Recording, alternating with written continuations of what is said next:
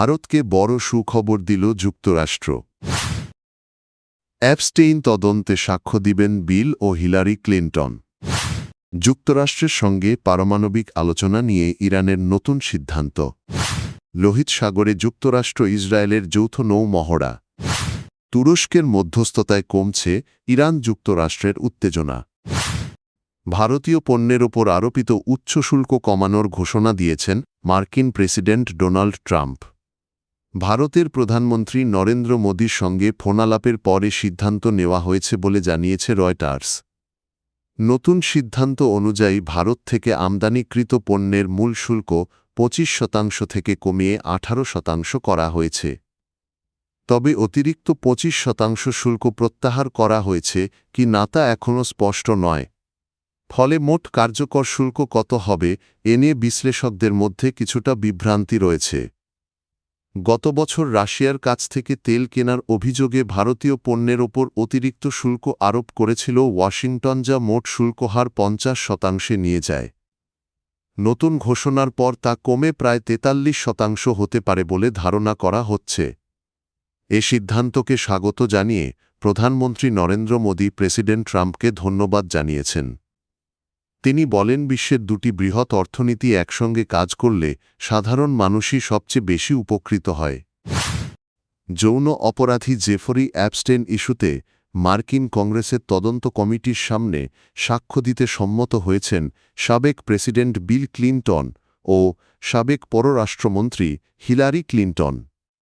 কংগ্রেস অবমাননার প্রস্তাব ওঠার কয়েকদিন আগেই তারা এই সিদ্ধান্ত জানান।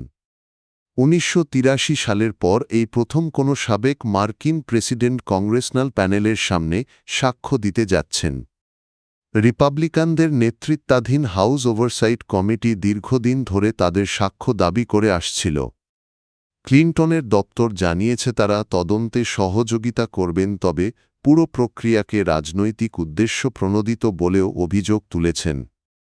বিল ক্লিনটন আগে অ্যাপস্টেইনের সঙ্গে পরিচয়ের কথা স্বীকার করলেও তার অপরাধ সম্পর্কে জানতেন না বলে দাবি করেছেন। সাম্প্রতিক প্রকাশিত নথিতে এপস্টেইনের ব্যক্তিগত বিমানে ক্লিনটনের ভ্রমণের তথ্য সামনে এলেও তার শিবির বলছে 2 দশক আগেই সেই সম্পর্ক শেষ হয়েছে। পারমাণবিক ইস্যুতে যুক্তরাষ্ট্রের সঙ্গে আলোচনা শুরু করার সিদ্ধান্ত নিয়েছে ইরান। চলমান উত্তেজনার মধ্যেই দেশটির প্রেসিডেন্ট মাসুদ পেজেশকিয়ান শান্তি আলোচনা এগিয়ে নেওয়ার নির্দেশ দিয়েছেন।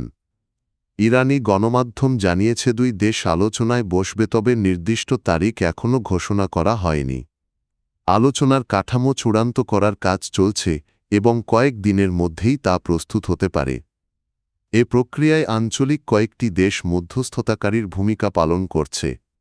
এর আগে মার্কিন প্রেসিডেন্ট ডোনাল্ড ট্রাম্প সম্ভাব্য একটি চুক্তি নিয়ে আশাবাদ প্রকাশ করেন এবং সামরিক পদক্ষেপ এড়ানোর কথা বলেন। তবে একই সময়ে মধ্যপ্রাচ্যে যুক্তরাষ্ট্র তাদের সামরিক উপস্থিতি বাড়িয়েছে। এদিকে ইরানের সর্বোচ্চ নেতা আয়াতুল্লাহ আলী খামেনি সতর্ক করে বলেছেন, যুক্তরাষ্ট্র যুদ্ধ শুরু করলে তা বৃহত্তর আঞ্চলিক সংঘাতে রূপ নিতে পারে।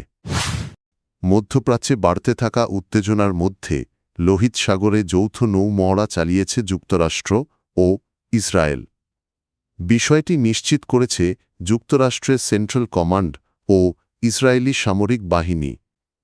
1 ফেব্রুয়ারি অনুষ্ঠিত এই মহড়ায় যুক্তরাষ্ট্রের guided missile destroyer USS Delbert D.